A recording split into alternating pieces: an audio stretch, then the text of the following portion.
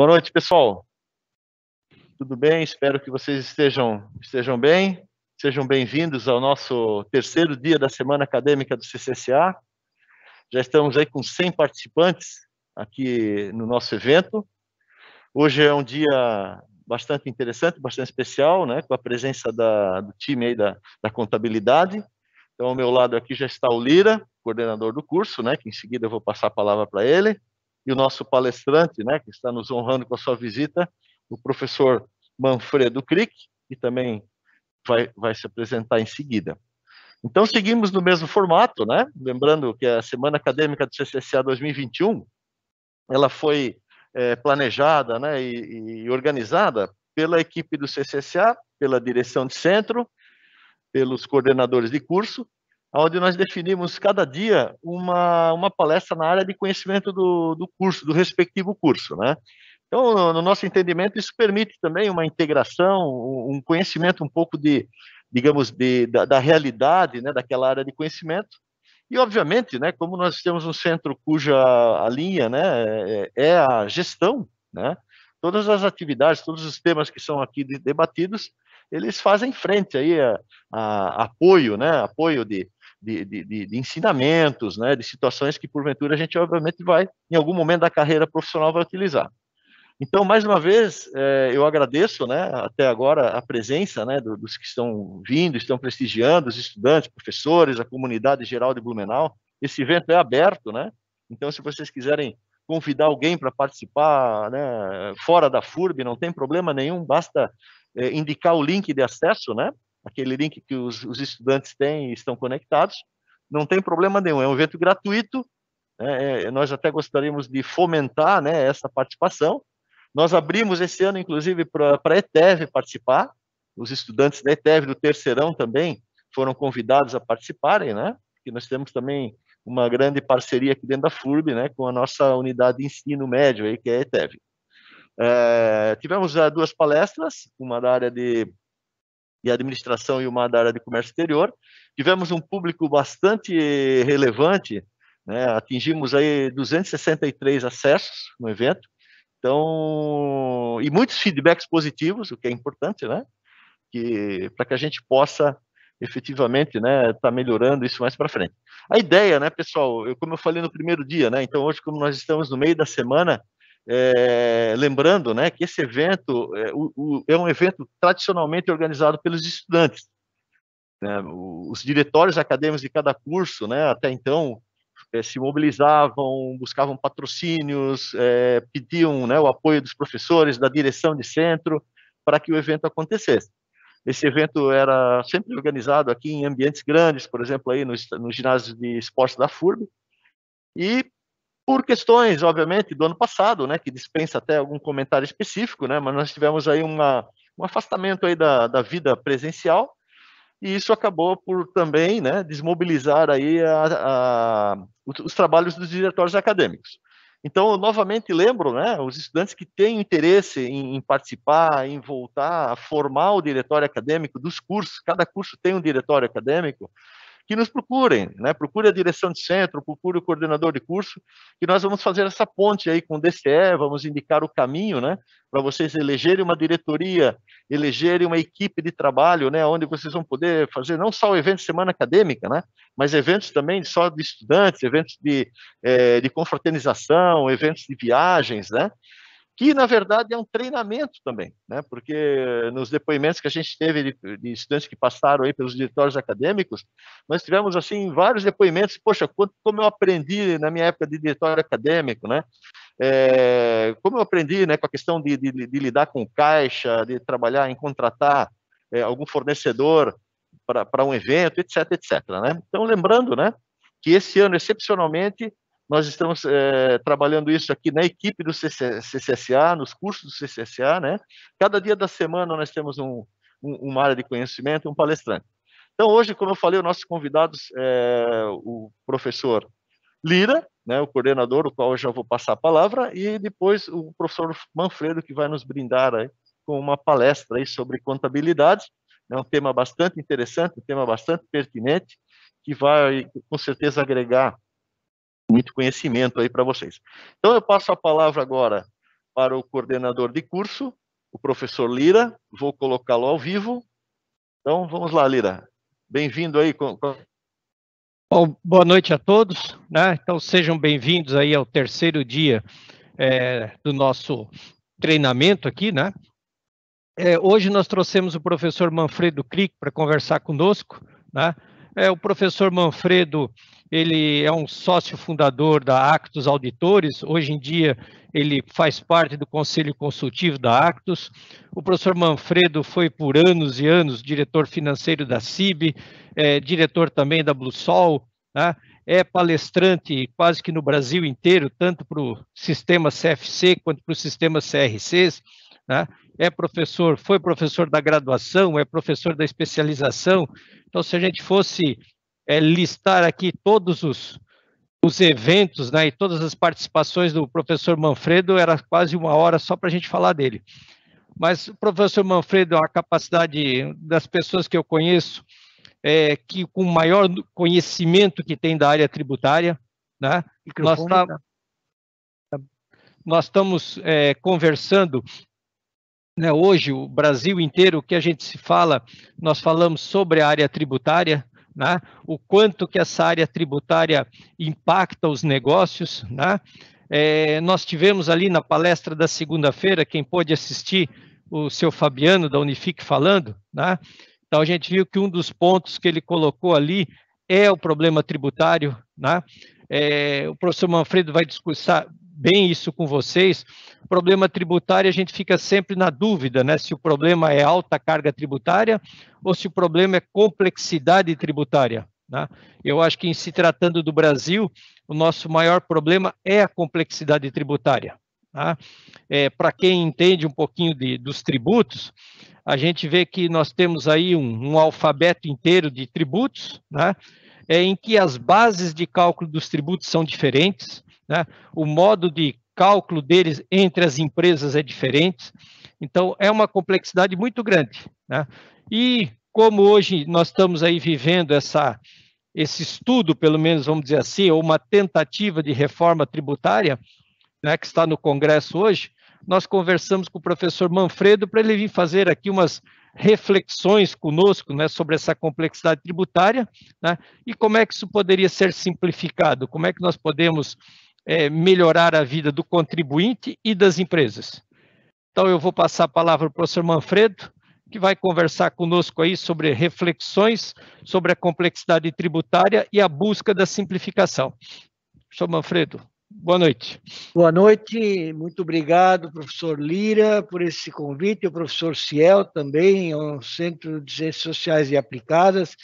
Parabéns por esse evento e obrigado por esse convite, pela oportunidade que nos é dada de poder conversar sobre um tema que o próprio tema é complexo e falar sobre complexidade tributária. Então, como eu soube que segunda-feira, o palestrante de segunda-feira enfocou fortemente esse aspecto da complexidade, parece até que a gente tem combinado as coisas para poder falar sobre esse assunto. Então, nós vamos fazer, na verdade, reflexões. Eu queria que vocês caminhassem comigo nessa direção e tentassem observar a cada momento o que nós temos aí, que nós trouxemos.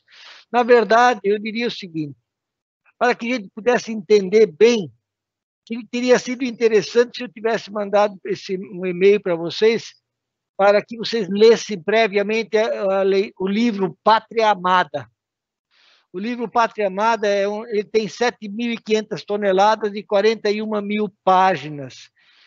Ele, na verdade, é um protesto sobre a complexidade da legislação. E o autor desse livro diz que essa legislação é um verdadeiro entrave para a vida do cidadão. Se Vinícius Leôncio, não sei onde ele quis chegar, mas mostra para nós o que é a legislação. Ela tem este volume, este grau de magnitude a ser, digamos, trabalhada pelo conjunto das pessoas e das empresas para poder atender. Então, aqui mostra claramente a complexidade. Então, é um ensaio que esse autor fez, então ele tem esta opinião, que a legislação é um verdadeiro entrave para a vida do cidadão. Ele entende que a complexidade tributária nos leva a ter um custo muito alto e isso, naturalmente, aumenta a nossa carga tributária. Se nós falamos em carga tributária, nós podemos imaginar que a carga tributária tem dois viés. Um é aquilo que você paga realmente de tributo, e a carga tributária indireta, que é justamente o custo de você cumprir todas as obrigações que você tem que cumprir. Então, por que o sistema tributário brasileiro é tão complexo, né? Por quê? Qual é a razão? Primeiro, porque nós somos uma federação. E aí nós estamos dividindo esses tributos em federais, estaduais e municipais. Então, cada ente dessa natureza tem os seus tributos específicos estabelecidos na legislação e eles, então, administram esses tributos. Então, essa é uma das razões, porque dividir então, dessa forma. Segundo lugar, pela existência do quê? De um elevado número de tributos. Eu estou colocando aqui mais ou menos 93, o número é controverso, coisa e tal, mas 93 tributos. Gente, então é claro que a legislação precisa ser complexa, precisa ser ampla para poder contemplar cada um desses tributos. Diferentes espécies de tributos. Os tributos também não são únicos. Eles chamam impostos, são aqueles valores que são arrecadados ou que são utilizados para diversos fins pelos entes federados. As contribuições, né, que são dinheiros destinados a finalidades específicas, e a grande maioria desses tributos são taxas. Mas, de qualquer maneira, interferem. Então, diversas espécies de tributos no âmbito federal, estadual, municipal. Distintas formas de tributação, como o Lira colocou, né, digamos assim, nas transações e resultados. Eu tenho tributação direta na fonte, no momento em que as operações ocorrem. Diversas formas de apuração, né? Eu tenho lucro real, lucro presumido, tenho simples. E aí eu tenho outras bases de cálculos que, de repente, a gente tem que contemplar. Para não parar por aí, as frequentes alterações da legislação, mais ou menos, novamente, 776 por dia útil de alterações, considerando 5.564 municípios, 27 estados e um país, né, digamos assim, o Brasil. E, evidentemente, o que pega aqui são as múltiplas obrigações acessórias que são impostas por cada tipo de tributo para que o contribuinte faça esse controle para que o governo possa examinar se está sendo recolhido o valor que deveria ser recolhido. Então, por que ele é tão complicado? Essa, em síntese, as razões que nós temos aqui para dividir com vocês. E, paradoxalmente, né, nós temos dois troféus, podemos exibir dois troféus. Nós, na verdade, nesse país, nós dispomos, digamos, de um projeto, o maior projeto da história em termos de inteligência fiscal. O SPED é um sistema muito volumoso e é muito amplo, digamos assim, no controle das operações por parte do governo. Então, os tributos são muito bem controlados. Ao mesmo tempo, nós enfrentamos a maior complexidade no cumprimento dessas obrigações. Por quê? O SPED, que é exatamente o instrumento de controle e de acompanhamento das entidades, das empresas, a responsabilidade para fornecer essas informações é do contribuinte, é das empresas. Então, na verdade, essas diversas obrigações tributárias, no sistema tributário que nós entendemos bastante superado exatamente por causa dessa complexidade. E esse troféu tem sido a nossa maior derrota. Na complexidade, quer dizer, nós exibimos esse troféu de um lado, tendo um sistema parrudo de controle fiscal, ao mesmo tempo impondo às organizações empresariais e os contribuintes de um modo geral ao cumprimento de diversas obrigações estabelecidas pelas legislações específicas anteriormente mencionadas. Agora, vamos dizer, o que é exatamente sistema tributário? Todo mundo fala em sistema tributário, mas o que é na prática, né? Na prática, ele é um conjunto de normas previstas e disposições previstas na Constituição brasileira, normas constitucionais, e também do Código Tributário Nacional, que foi ancorado justamente na Constituição, que tem por finalidade, então, instituir, arrecadar de tributos da competência da União, Estado, Distrito Federal e município. Então, a base da tributação está nesse sistema. Uma parte na nossa Constituição, outra parte dentro do próprio Código Tributário, praticamente buscando da Constituição as premissas para instituir e arrecadar tributos, cada competência da União, dos Estados, dos municípios. Então, vejam vocês, cada vez que nós queremos mexer com a Constituição, alterar a Constituição, porque nós queremos alterar tributos, nós não chegamos a um consenso no Congresso, porque precisa de uma votação privilegiada para alterar a Constituição. Então, isso dificulta nosso trabalho aqui em termos de imaginar que nós queremos fazer facilmente uma reforma tributária, como está sendo em curso uma reforma tributária, que nós vamos, então, em algum momento, ainda fazer alguma menção sobre isso.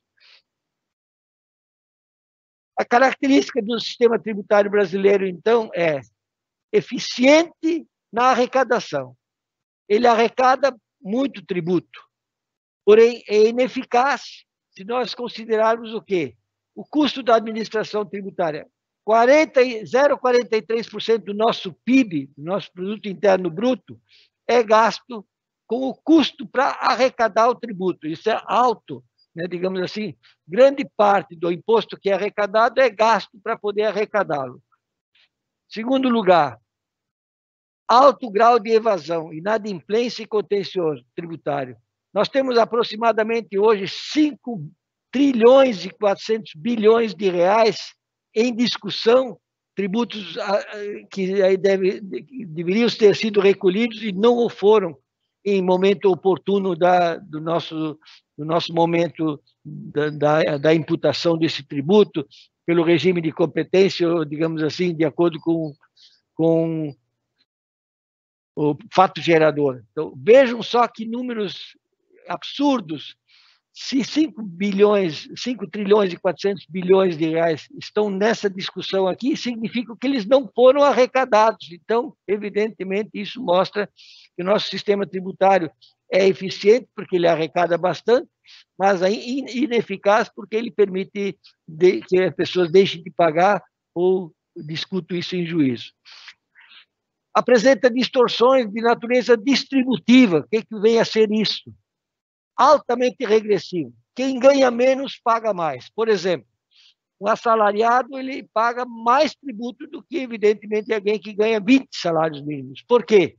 Porque todo o salário dele é gasto em aquisição de bens e serviços, e nessa compra de bens e serviços o tributo está embutido. Então, todo o dinheiro que ele gasta está composto também do produto e do imposto que está no preço de venda desse produto quando ele vai adquiri-lo no mercado. Outra coisa, tributação distinta em situações equivalentes. Então, existem setores que são incentivados ou áreas que são incentivadas. Então, a guerra fiscal estabelecida entre estados, às vezes em municípios, oferecendo vantagens competitivas, né, digamos assim. Evidentemente, quando alguém deixa de pagar o imposto, o outro vai ter que pagar essa diferença. Então, permite então, essa concessão de isenções, redução de base de cálculo, substituição tributária, incentivos fiscais, não incidência, diferimento de tributos, diversas artimanhas, digamos assim, que fazem com que se reduzam a tributação de um em detrimento de outros que têm que pagar, porque a arrecadação tem que acontecer. Então, essa situação de guerra fiscal é evidentemente para beneficiar determinados segmentos, então aí vem novamente o lobby, vem tudo isso forçando para que isso aconteça. Então, essa é uma das características do nosso sistema tributário. Outra coisa, baixa transparência na incidência da carga tributária. O que vem a ser aqui colocado? O cálculo do tributo é por dentro. Por exemplo, a alíquota de PIS ou de COFINS, por exemplo, o valor do PIS e do COFINS já está contido dentro do preço de venda. Então, o preço, na verdade, é calculado um sobre o outro. Então, ele tem esse viés de cálculo de tributos por dentro. Em segundo lugar, tributo sobre tributo. O que eu pago primeiro? PIS ou COFINS? Tudo está na mesma base de cálculo, então a gente não conhece muito bem. Se eu tivesse que dizer qual é o valor do imposto contido no preço de uma mercadoria que está sendo adquirida, dificilmente teríamos unanimidade, porque cada empresa pudesse ter, em função da sua forma de tributação, poderia, de repente, estar estabelecendo alguma diferença em relação a outras. Permite fácil criação e alteração de tributos, gente. Tem certos tributos que podem ser alterados durante o ano, então, sem maiores dificuldades. No caso, o IPI, aumentando as alíquotas do IPI, deixando de tributar certos produtos. Depende, de repente, apenas da vontade política e da pressão popular, ou a falta de pressão popular para aprovar, de repente, essas alterações de tributos. De repente, principalmente do que se refere às contribuições, né? PIS, COFINS e contribuição social e assim por diante. E aqui está o problema que talvez o Fabiano se queixou na segunda-feira, né? Dessa alta carga tributária, porque o sistema tributário previsto, ele transfere para o contribuinte a responsabilidade de interpretar a lei, de aplicar a legislação, de apurar os tributos devidos, informar os valores para pagamento e efetuar o pagamento do tributo. É a responsabilidade total do contribuinte. Talvez seja isso que o Fabiano mais se apegou, digamos assim, porque isso é um custo, digamos, da contabilidade, ou dos serviços contábeis, ou de consultoria e tudo mais. Está tudo ancorado nisso aqui, porque as leis não são de fácil entendimento, tem muita dificuldade, então essa aplicação da legislação, de repente, difere do entendimento da Receita Federal, da Receita Estadual, e aí já dá os conflitos, digamos, de discussão judicial e assim por diante, que também oneram, porque eu tenho que contratar um advogado, tenho que fazer, digamos, essa defesa, e muitas vezes, mesmo que eu tenha êxito na minha causa, eu vou ter que pagar os honorários advocatícios. E o honorário advocatício, na minha opinião, quando se relaciona à questão tributária, é uma carga tributária indireta que, de repente, eu tenho aqui. A mesma coisa na contabilidade, né, digamos assim. Por isso, nós, para os alunos de contábeis, né, digamos assim, é importante que, na verdade, a legislação hoje ela depende, digamos, de uma contabilidade muito bem feita, e aí, evidentemente, eu tenho os custos necessários para manter esse controle. Toda a escrituração contábil prevê simultaneamente o atendimento a regras estabelecidas pela legislação tributária. Ainda outras consequências, né? Ela reflete negativamente na competitividade das empresas, devido ao alto custo da carga tributária indireta, a despesa de controle, apuração e pagamento de tributo. Então, se eu quiser comparar uma empresa brasileira com alguma empresa estabelecida no exterior, eu perco competitividade porque eu tenho um custo de carga tributária indireta, que é de apuração, imposto e controle do imposto, eu tenho que repassar no preço. Logo, eu perco competitividade com outras empresas. Então, essa é um reflexo negativo, principalmente se eu colocar com os preços internacionais. Então, para que eu seja competitivo internacionalmente, eu concedo a possibilidade de não cobrar ICMS, PIS, COFINS sobre o meu faturamento. Evidentemente, é uma forma de garantir a competitividade, porque eu tenho que repassar os meus custos. Então, isso também afeta o nosso preço no mercado interno. Então, às vezes, no mercado interno, eu pago mais caro do que pelo qual eu vendo para o exterior. Então, de acordo com esse relatório anual Doing Business 2020 do Banco Mundial, ele diz que o Brasil ocupa a 124ª posição entre 190 países na oferta de um ambiente favorável ao empreendedorismo. Então, vejam vocês como nós temos que ser competentes para poder enfrentar essas posições de outros países que não têm tanta burocracia para apurar impostos ou para controlar impostos. Então, essa complexidade se transforma em custo, né? Na verdade, é isso. E aí a preocupação dos nossos empresários é exatamente como repassar esses altos custos. Porque é importante que se diga aqui que empresas, na prática, não pagam tributos, elas apenas recolhem tributos. Por quê? Todo o tributo, o custo do tributo, se a empresa quiser continuar, ela tem que repassar esse ônus para o preço das suas mercadorias.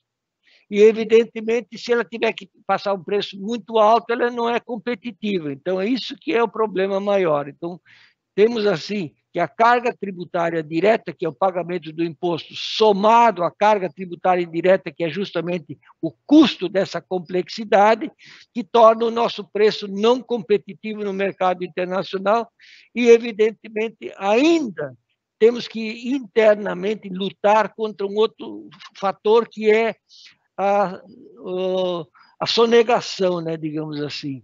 Essa concorrência desleal que é feita, digamos, por quem não paga o imposto. Então, muitas vezes o nosso concorrente não é necessariamente o outro que faz o mesmo produto e coisa e tal. O nosso concorrente está em aquele que não paga o tributo, porque ele então pode estabelecer um preço menor por conta disso, assumindo, logicamente, os riscos desse ato.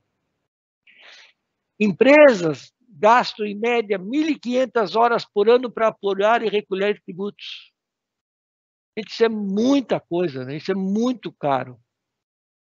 Mas, cara, o quanto realmente nós pagamos de tributos? Se eu perguntasse para cada um de vocês quanto que você paga de tributos, aí, evidentemente, eu teria que acrescentar para vocês. Eu tenho que olhar para o carrinho que você leva no supermercado e, se esse carrinho tiver bastante cerveja, possivelmente eu estou pagando bastante imposto, porque é um produto que tem alta carga tributária. Então, na verdade, em média, 41% da nossa renda, ou igual a 149 dias de trabalho no ano, vai para tributos, que está dentro dos preços daquilo que nós talvez não pagamos absolutamente nada em guia específica, mas nós temos, com certeza, na hora que estamos adquirindo esses produtos, eles contêm essa carga tributária e a responsabilidade pelo recolhimento desse tributo que nós pagamos ao adquirir a mercadoria é responsabilidade da empresa que nos vende. Então, o contribuinte é a empresa, mas quem paga o imposto é sempre o consumidor. O consumidor lá, a pessoa física lá no último momento. Então, por quê? As empresas, todas elas pelas quais eu passei, o Lira pode nos confirmar exatamente isso, ela repassa todas as suas despesas e os seus custos, evidentemente, inclusive os tributos que ela tem por pagar, porque as empresas com fins lucrativos têm esse direcionamento. E mesmo que seja sem fins lucrativos, eu não posso fazer déficit, porque se eu fizer déficit, daqui a pouco eu desapareço como empresa. Então, olhem só, 41% da renda, certamente da grande maioria de vocês, está nisso aqui. Então, para quem tem um salário menor e gasta todo o seu salário, pode ter certeza que está enquadrado nisso aqui. Quem já tem um valor maior e faz alguma poupança, certamente não incorre dentro dessa mesma base. Porém, por quê? Porque eles só consomem parte da sua renda e o restante ele pode estar investindo. Então, certamente, aqui aparece aquilo que nós falamos anteriormente, dessa carga tributária regressiva que onera mais as pessoas de baixa renda em detrimento das pessoas de renda maior. Isso é o que está sendo hoje cogitado, digamos assim, quando eles falam que querem tributar o lucro, na reforma tributária, querem tributar o lucro, porque quem está ganhando o lucro está enchendo o bolso. Tal. Porém, o que acontece? Todo esse valor que pago de imposto, certamente na hora de fazer o preço e tudo mais, tudo está contido. O lucro já é maior justamente para poder pagar, inclusive, esse imposto.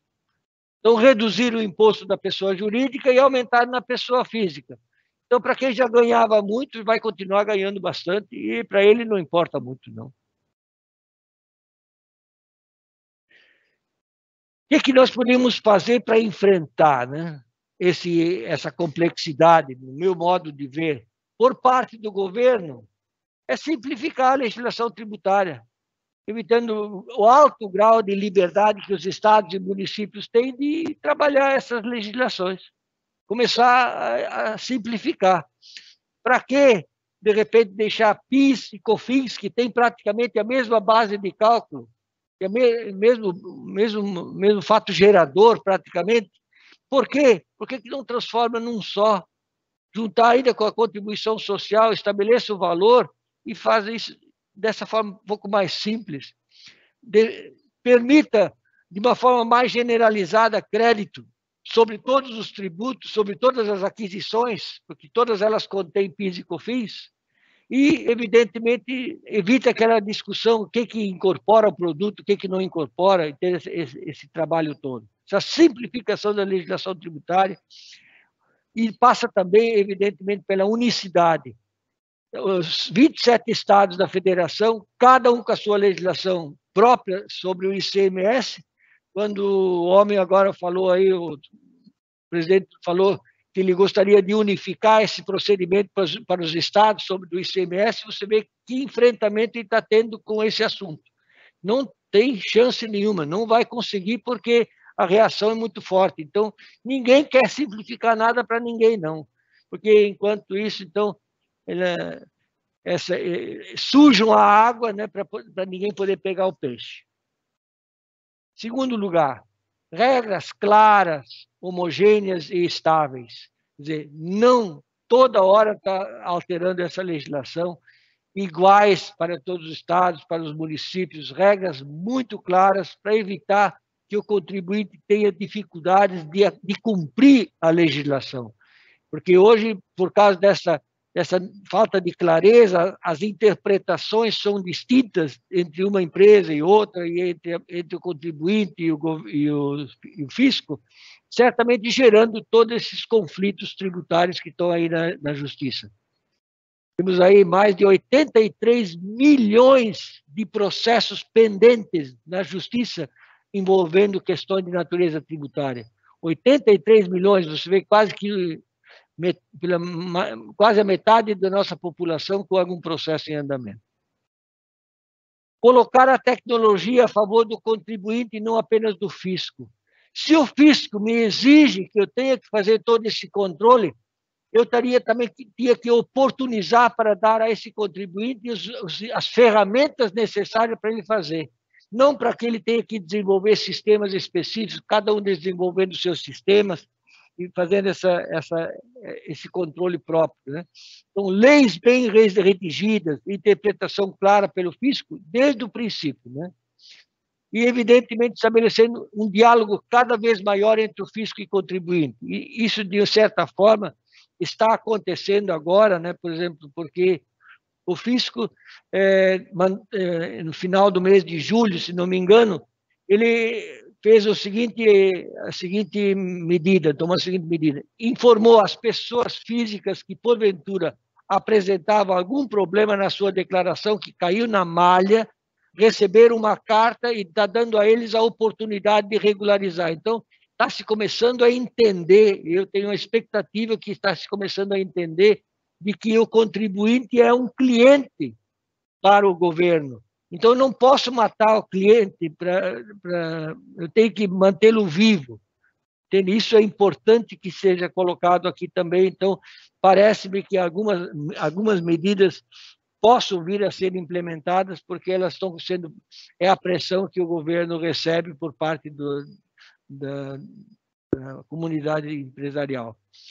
Por parte dos contribuintes, né, digamos assim, implementar uma gestão tributária eficaz. O que é uma gestão tributária?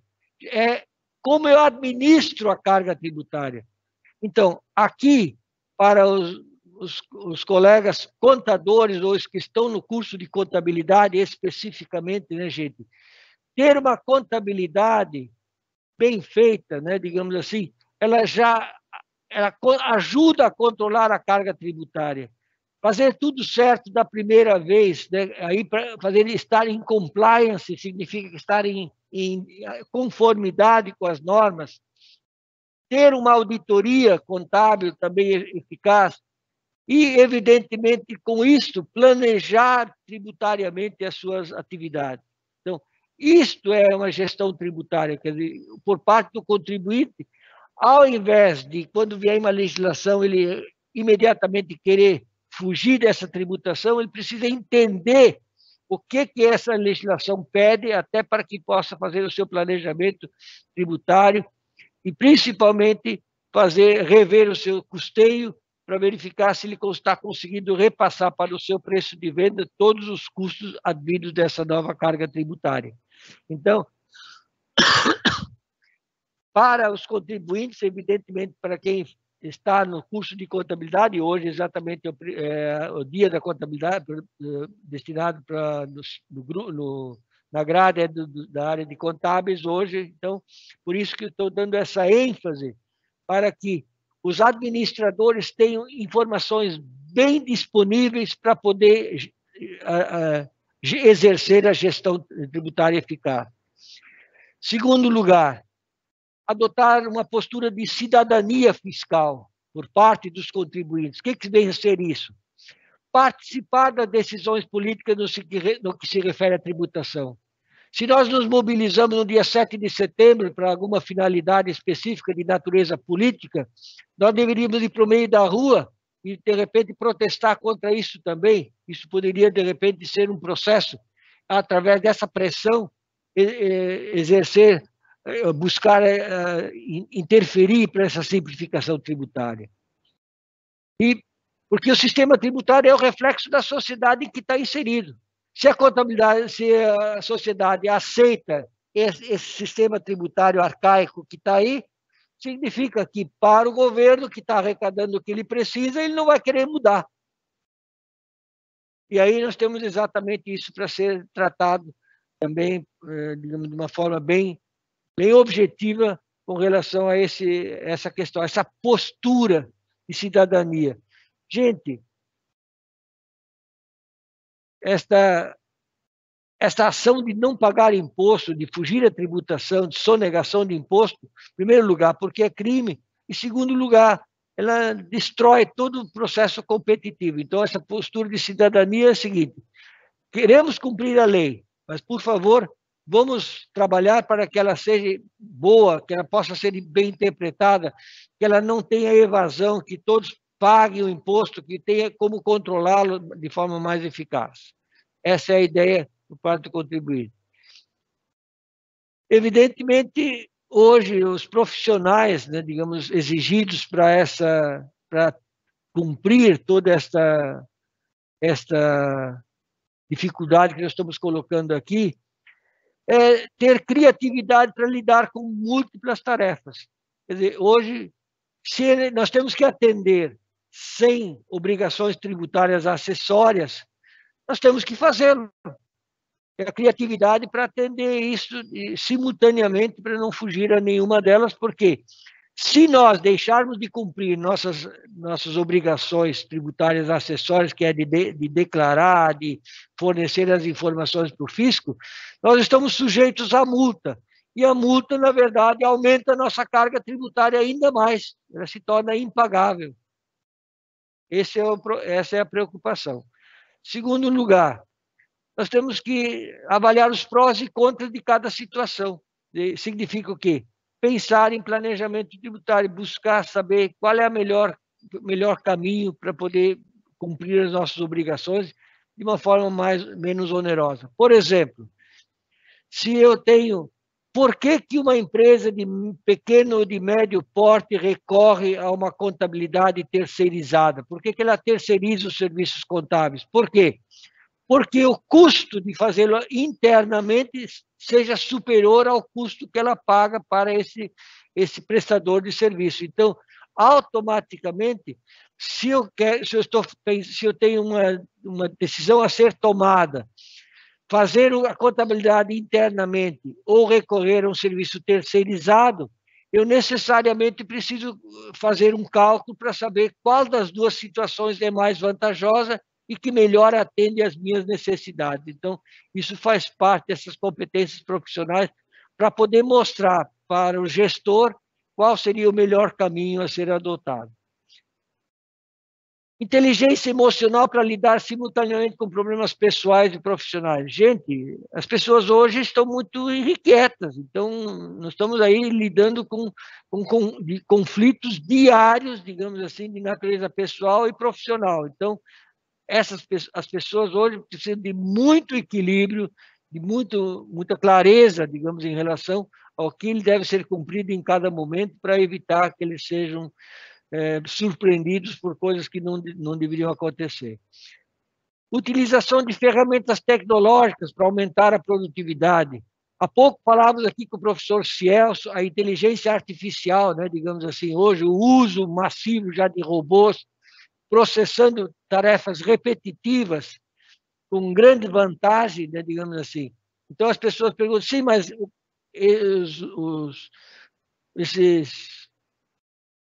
essa inteligência artificial não vai roubar empregos? Não, nós vamos ter que transferir as nossas tarefas, nós temos que ensinar esses robôs a fazerem essas ações. Então, nós temos que parametrizar isso de tal sorte que ele possa fazê-lo com competência e responsabilidade. Então, essas ferramentas tecnológicas para aumentar a nossa produtividade, justamente para enfrentar o alto custo, digamos, se nós tivéssemos que fazê-lo isso de forma mais mecânica ou automatizada, ou apenas sem esse uso de ferramenta de inteligência artificial. Que mensagens eu podia dizer que eu gostaria de transmitir para vocês aqui? Primeiro, como o profissional pode atingir essas competências que foram colocadas aqui há pouco, né, digamos, as competências exigidas aqui, como é que ele pode adquirir? Primeiro, se qualificando continuamente. Gente, universidade é um grande ambiente. Conversem bastante com os professores de vocês, porque as chances de crescer, gente, estão abertas para quem realmente quer enxergar essas oportunidades. Ou ainda para manter a sua empregabilidade. Os professores que vocês dispõem, gente, são instrumentos que podem levar você ao caminho que você deseja. Acredite neles. Torça por eles para que eles sejam qualificados o bastante para poder transmitir para vocês esses conhecimentos que vão ajudar vocês a atingir as suas competências para esse enfrentamento dessa alta carga tributária enquanto nós estivermos nessas condições. Segundo lugar, assumir o protagonismo nas decisões. Cada um vai ter que reinventar a sua atuação. Essa pandemia, na verdade, foi para muitas pessoas um verdadeiro MBA, uma pós-graduação, porque nos confrontou com dificuldades que nós superamos sem saber que nós tínhamos capacidade para fazê-lo. E, evidentemente, já que nós estamos mais no dia destinado aos nossos colegas contabilistas e contadores, comprometer-se com o combate a fraudes contábeis. Os fraudes contábeis é o futuro da corrupção. Então, nós temos que evitar isso. E sonegar tributo, você invariavelmente trabalha com fraudes contábeis. Então, esse zelo, né, gente, essa responsabilidade, essa questão ética, né? O que é ética? Ética não é ficar estudando tudo sobre ética e tirar 10 da prova. Ética é praticar todo dia. Ética é uma questão de longo prazo, gente. Eu acho que vale a pena, entende? Ao menos essa nossa experiência, essa nosso protagonismo. Se de repente a única coisa que de repente eu, como profissional, tenho que oferecer é a minha credibilidade, a minha honestidade, é essa que eu tenho que potencialmente trabalhar e valorizar. Então, é isso que eu gostaria também de deixar, assumindo o protagonismo, reinventar a sua atuação, quer dizer, ser mais proativo, se envolver nessas questões de discussão. Enquanto estamos discutindo essa reforma tributária, O que nós fazemos, gente? Nós não estamos fazendo nada. Achamos que isso vem de lá de Brasília. Lá de Brasília não vem, gente. Por quê? Porque se nós falarmos em reforma tributária por parte do executivo, se ele está arrecadando bastante, ele não vai querer mudar o seu sistema, porque ele está arrecadando o que ele precisa. O legislativo e o judiciário que gasta 1,34% do nosso PIB, é gasto com o judiciário, gente, é muito alto esse gasto. Então, essas pessoas todas, digamos, estão aí, digamos, interferindo na nossa legislação e definindo o que tem que ser feito, sem que nós possamos fazer alguma coisa. Nós estamos muito passivos diante dessa reforma tributária. Lembrando sempre, né, digamos aqui, que a contabilidade é uma ferramenta essencial na gestão, na qual os empresários não podem abrir mão. Então, para quem é da área de administração, que acho que foi a oportunidade da segunda-feira, viram que o senhor Fabiano lá, né, deixou muito claro que ele precisa de ferramentas muito potentes para poder ficar atento e cumprir as suas obrigações todas e, naturalmente, tendo à mão uma contabilidade muito bem elaborada para poder, no mínimo, ter a sensibilidade de repassar os custos, aos preços de venda dele, todos os custos com a carga tributária. Ter e saber usar a contabilidade é um privilégio do gestor. Então, é ele que tem que querer também a contabilidade. E ao ele querer a contabilidade, ele gostaria certamente de dispor de profissionais que o atendessem bem. E aqui, já que falamos em profissional, eu gosto sempre de dizer o seguinte, que não existe bom e mau profissional. Ou ele é profissional, ou ele não é profissional. Então, cuidem bem dessa imagem que vocês estão, digamos, performando nesse momento, participando dos cursos de contabilidade, administração e economia, né? Acho que é isso. Marketing e comércio internacional, né? Então, são áreas correlatas em que vocês têm um espaço bastante representativo para atuar. A crise, na verdade, força, na minha opinião, os contadores e administradores a buscarem em conjunto saídas, envolvendo a redução dos gastos com a carga tributária. Em conjunto, né, digamos, alternativas, saídas envolvendo essa redução de gastos, né? Então, essa é a mensagem que a crise, né, digamos, a dificuldade, o alto custo da carga tributária indireta, que é justamente o fato de ter que fazer a contabilidade. Então, já que você tem que fazer a contabilidade, já que você tem que fazer todos esses controles para o fisco, antes de que vocês transmitam isso para o fisco, procurem usar o que essas informações podem ser úteis para a própria organização. Se o fisco, de repente, em algum momento nos exigiu lá o controle dos estoques para a área produtiva, o tal do bloco K, que todo mundo se assustou. Gente, o que é isso? É um controle de consumo de materiais. Então, verdadeiramente, se eu preciso fazer esses controles, primeiramente, esse controle também tem que ser útil para a própria empresa. Porque para o fisco, você acaba transmitindo depois que essa informação já foi devidamente usada e trabalhada dentro da organização. Isso que eu queria chamar a atenção de vocês.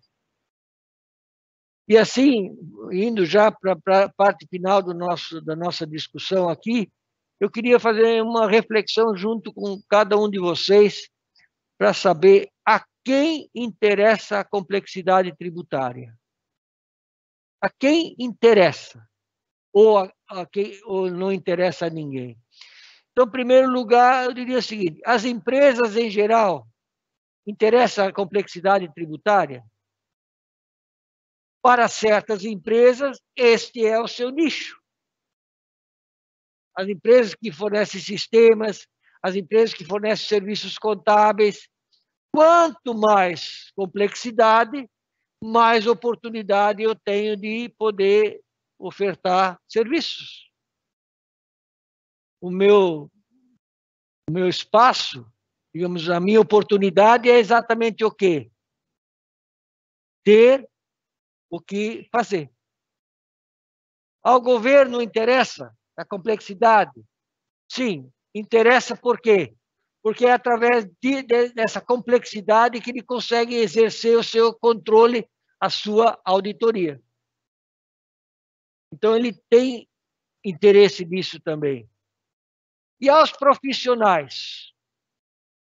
Nós fizemos uma pergunta aos mais de 500 mil profissionais, contadores registrados no CFC. A grande maioria certamente tem o seu rendimento, tem os seus honorários oriundos da prestação de serviços decorrentes da complexidade tributária. Advogados. Os advogados, evidentemente, quanto mais tiver complexo, quanto mais complexo for, quanto mais emaranhado for, mais oportunidades temos. E também para os auditores, evidentemente, os auditores fiscais, que é uma categoria que certamente tem interesse na manutenção desse status, para quê? Para que ela possa, de repente, continuar também com a sua função, senão ela vai ter que fazer outra coisa. Então, a reflexão que eu gostaria de fazer, então, as questões têm que ser mais amplas, porque pode ser bom para mim, mas é péssimo para o país como um todo. Para individualmente, para as pessoas, isso pode ser bom, mas não é bom para o país. Essa é a minha reflexão que eu gostaria de fazer.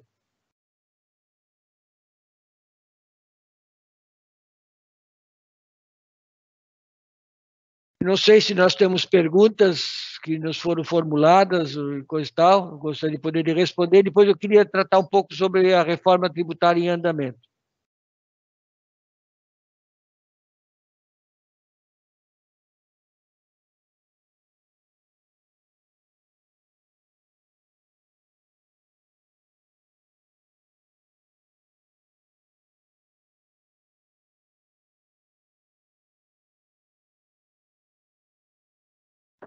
Bom, professor Manfredo, obrigado pelas explicações aqui.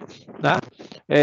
Normalmente as perguntas demoram um pouquinho para aparecer aqui, mas o senhor falou agora que iria comentar um pouquinho sobre essa reforma tributária, né? Sim. Essa reforma tributária que está aí, que está em discussão, né? Ela vai resolver esse problema da complexidade tributária? Obviamente, como ele não era objeto direto de falar aqui sobre complexidade, procurei analisar, porque, por enquanto, nós não temos reforma tributária, temos um projeto que está em andamento, né, que saiu do Congresso, saiu da Câmara para o Senado, e coisa e tal. Então, ainda não temos uma coisa definitiva. O que eu pude, na minha análise, ela primeiro, não diminui a carga tributária, de modo geral, mantém-se a mesma carga tributária e aumentou a complexidade.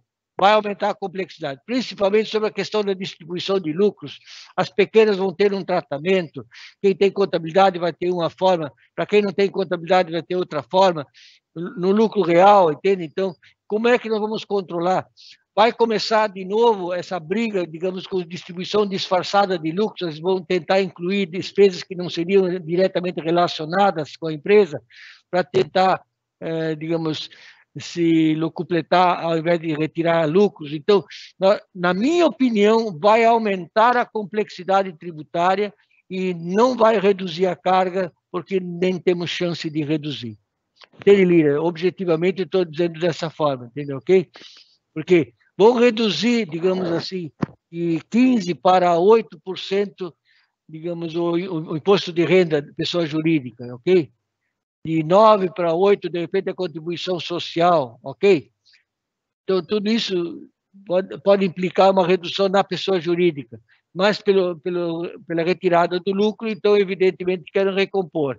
Agora, para quem não vai retirar lucro algum, de repente, deixando isso dentro da empresa, momentaneamente, não vai ter valor, não vai ter nada para pagar, porque não vai distribuir, é só lucro distribuído.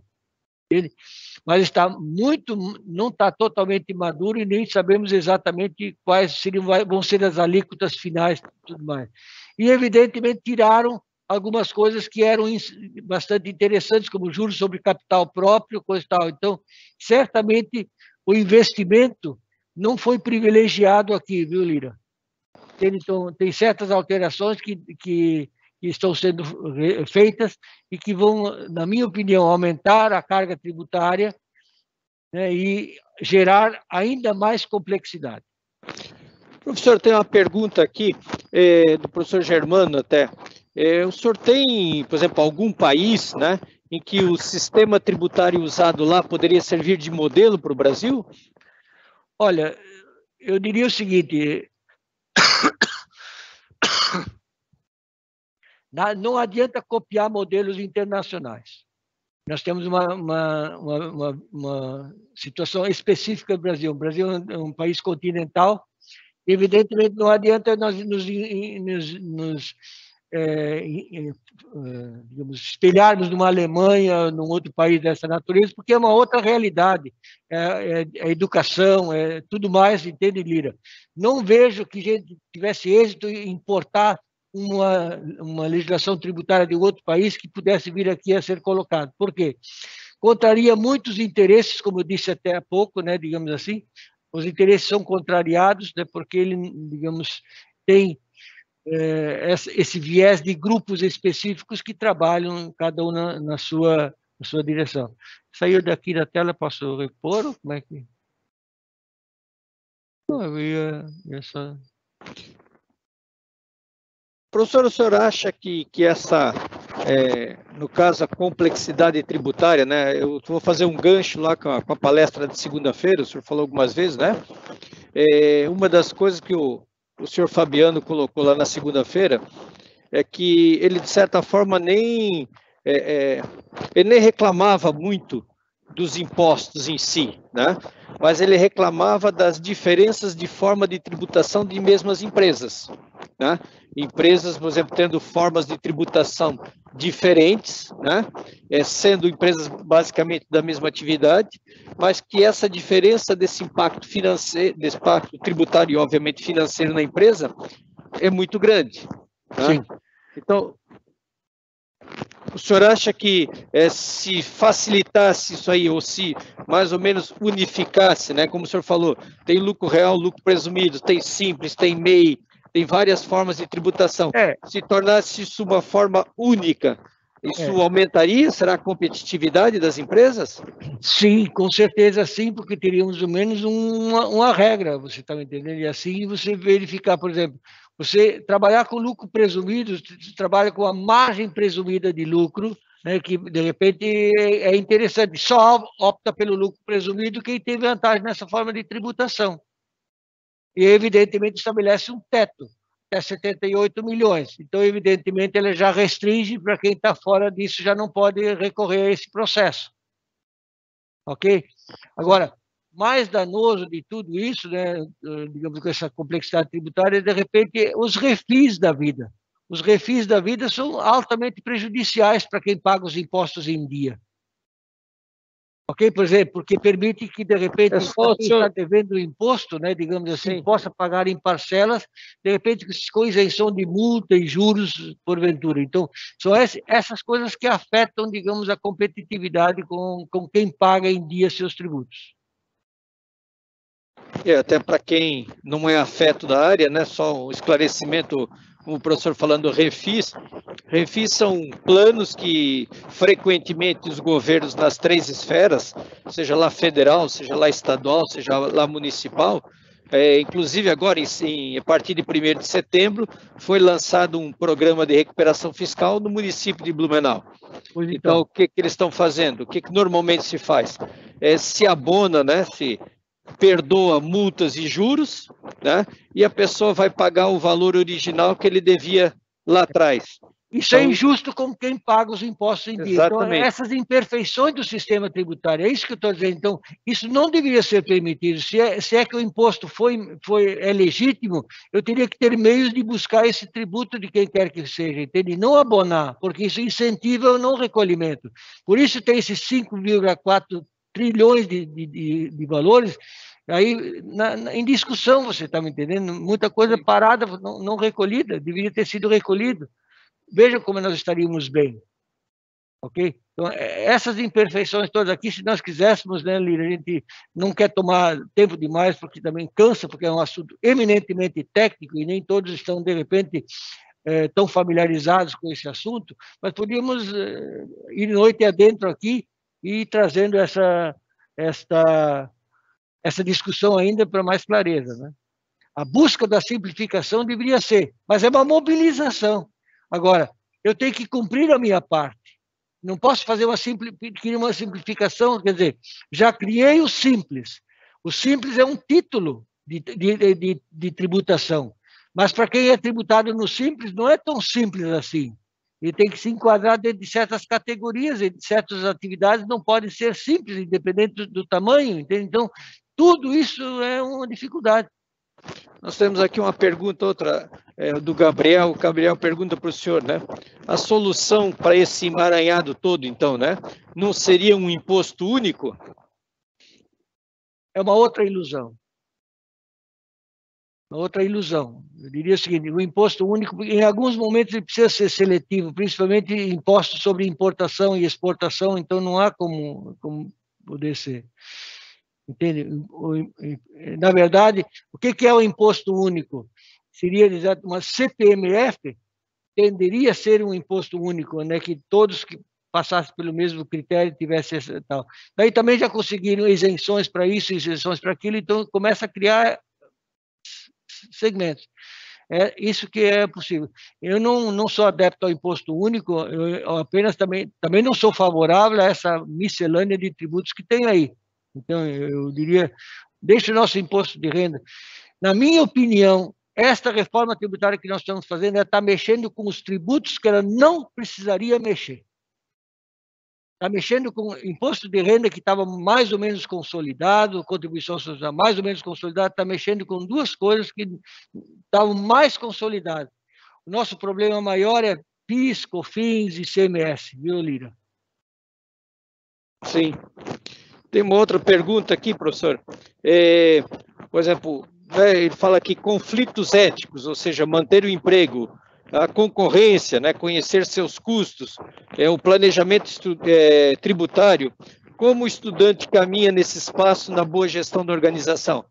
Tá? Porque às vezes, eu acho que a tradução da pergunta, às vezes você tem problemas éticos porque o dono da empresa ou a estrutura da empresa quer uma sonegação, porque quer pagar menos imposto, né? Então começa a entrar em conflitos éticos, conflitos de moral aqui, né? E o cara, por outro lado, ele tem que levar o pão para casa no final do dia. Eu não tenho dúvida que nós estamos diante de um problema complexo para resolver.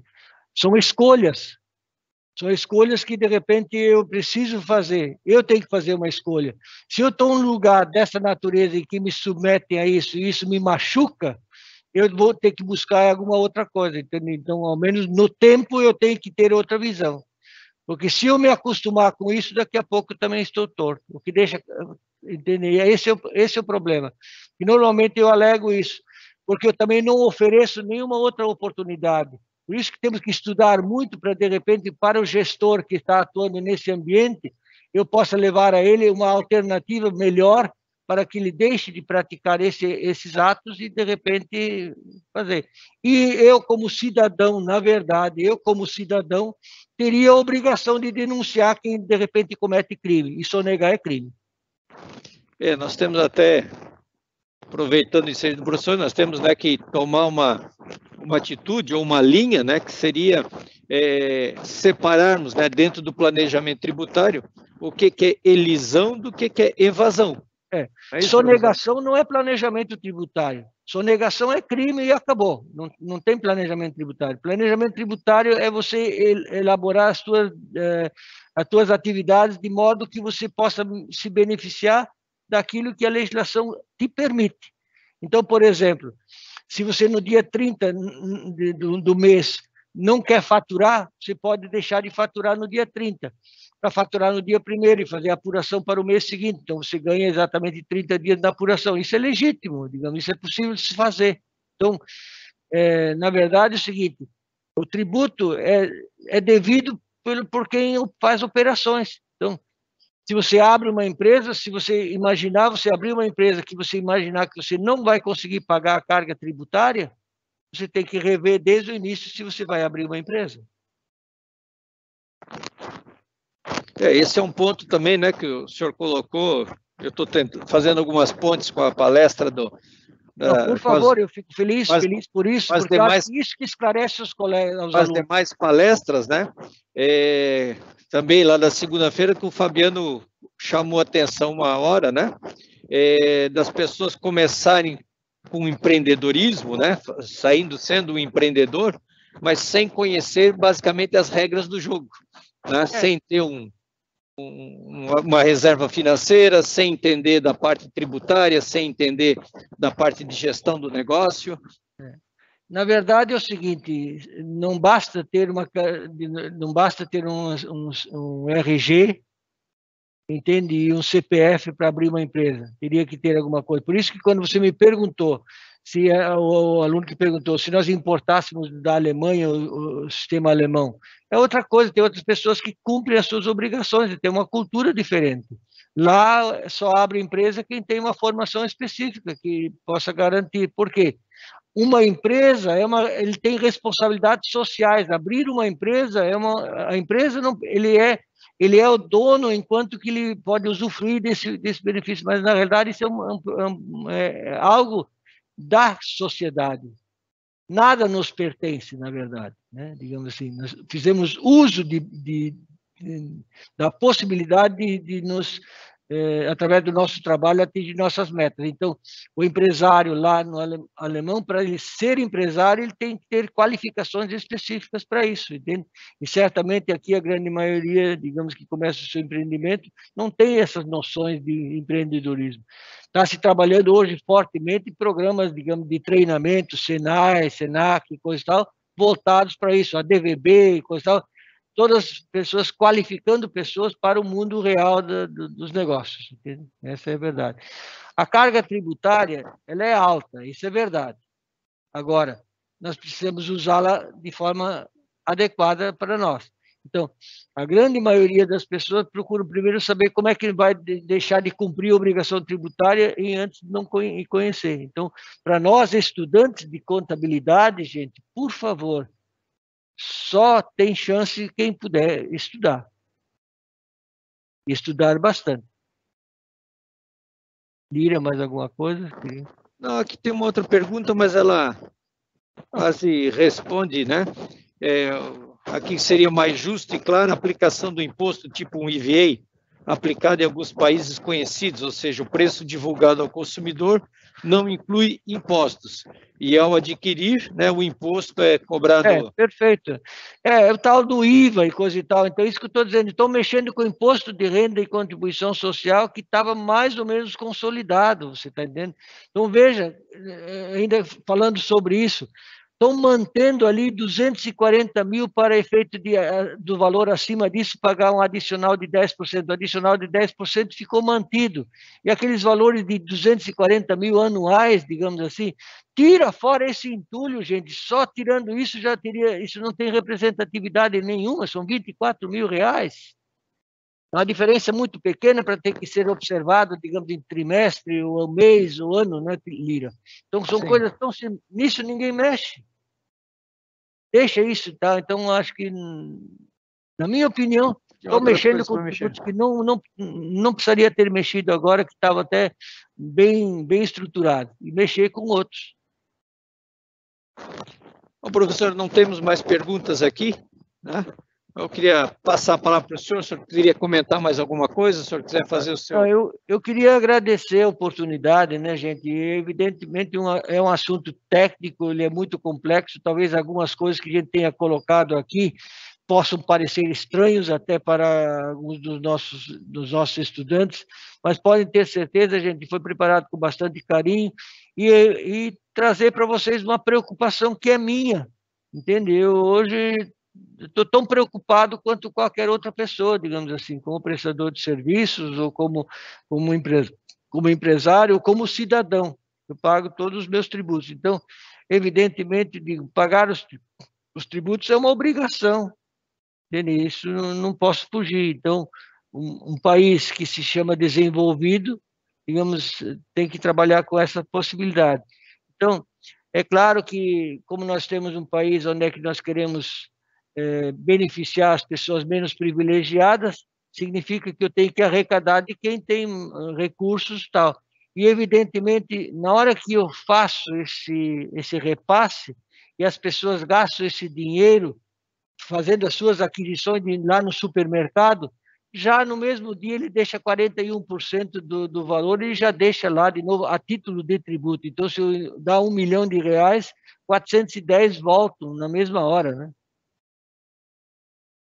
Esse é o entendimento. Então, eu queria agradecer, Lira, pela oportunidade, professor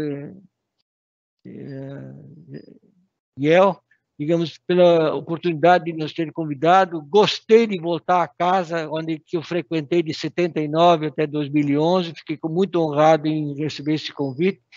E, individualmente, eu gostaria de dizer a cada um dos que nos ouvem aqui, eu gostaria de cada um individualmente dar esse abraço e dizer: vale a pena estudar, gente. Se preparem, porque existe espaço para quem, de repente, quer um pouco mais, além de cumprir apenas o seu currículo estudantil. Leiam, estudem, e meu agradecimento por terem me ouvido. Muito obrigado, boa noite. Bom, pessoal, obrigado, professor Manfredo, pela explanação, pelas explicações, né?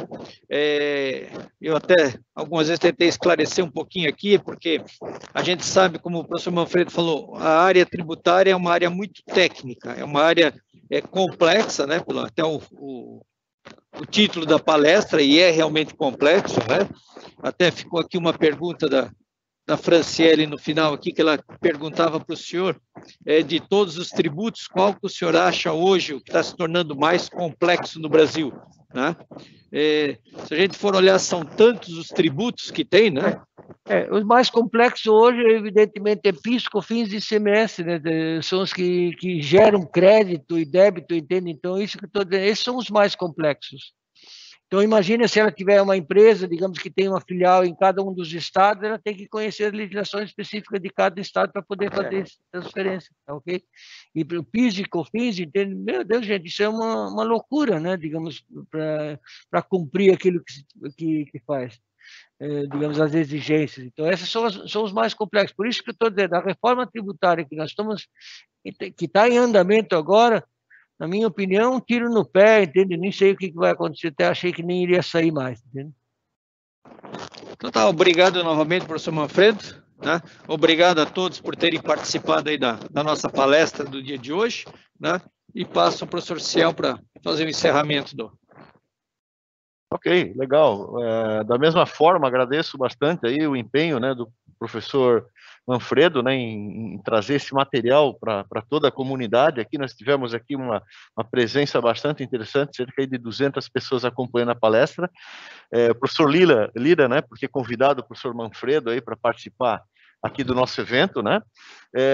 Eu digo, né, tenho uma vivência bastante grande em empresas aí da região durante a minha carreira, e da importância para o gestor, para o administrador da empresa, né, ter uma boa assessoria contábil e tributária no seu negócio.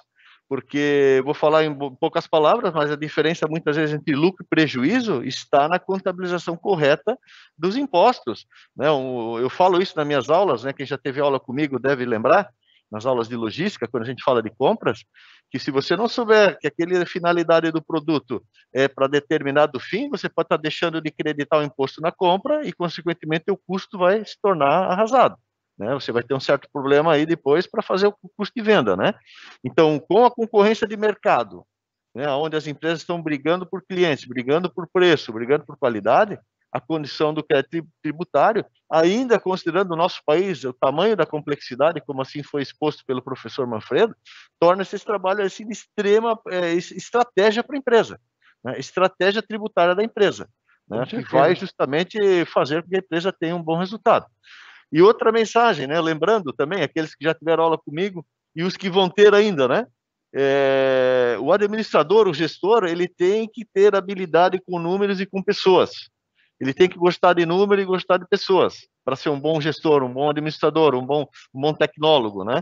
E em qualquer curso que você esteja cursando aí no nosso centro de conhecimento, do CCSA, você vai ter essa necessidade. Quem trabalha no comércio exterior, uma questão tributária, uma ação de dumping que reduz ou aumenta, né, a carga, aumenta o imposto, são operações normais do dia a dia. Então, a rejeição tributária é um problema. O que é rejeição tributária? O cara fala em tributo, ele acha que não deve entender, então ele não estuda, ele não quer saber. Então a rejeição significa a omissão de agir. Então isso tem que ser levado em consideração para o social. Então você está certo da sua apreciação. Legal. Então, concentre-se, né? Não façam isso que o professor falou agora, da rejeição, né? Do medo, né? Do monstro que é a questão tributária. Eu estou usando pejorativo, mas pelo tamanho da complexidade, né? E encarem isso como uma questão normal no Brasil. Eu tive experiências, por exemplo, essa história eu já contei para vários alunos meus, mas eu trabalhei 10 anos com uma empresa espanhola, que tem unidade aqui no Brasil. A primeira dificuldade enorme da empresa em entender o Brasil foi entender a questão tributária. Então, foi a questão mais difícil. Tentaram colocar um contador espanhol aqui para trabalhar, não deu certo, ele quase quebrou a empresa. Aí, no final, contrataram um contador brasileiro aqui, que entende das leis do Brasil, e aí a empresa começou a trabalhar, começou a girar, começou a entrar na sua rota de lucratividade. Então, realmente, na prática, gente, isso é exatamente como eu estou falando, a diferença entre lucro e prejuízo. Tinha um diretor que dizia o seguinte: em Roma, viva como os romanos. Exatamente. Então, agradeço mais uma vez ao professor Manfredo pela presença, agradeço ao professor Lira. Nós tivemos hoje uma participação especial do tradutor de Libras, o intérprete de Libras, né, o Rafael Souza. Ele entrou assim na reunião, né, agora após o início da palestra. Mas seja bem-vindo, Rafael. Eu sei que tem pessoas aqui que estão ouvindo que o teu trabalho foi excelente para o entendimento da palestra, né? Então, extremamente relevante aí a tua presença. Só peço desculpas que eu não estava preparado para te introduzir na reunião e tive que fazer um arranjo aqui. O pessoal da informática prontamente nos socorreu aqui, ok? Então, uma boa noite.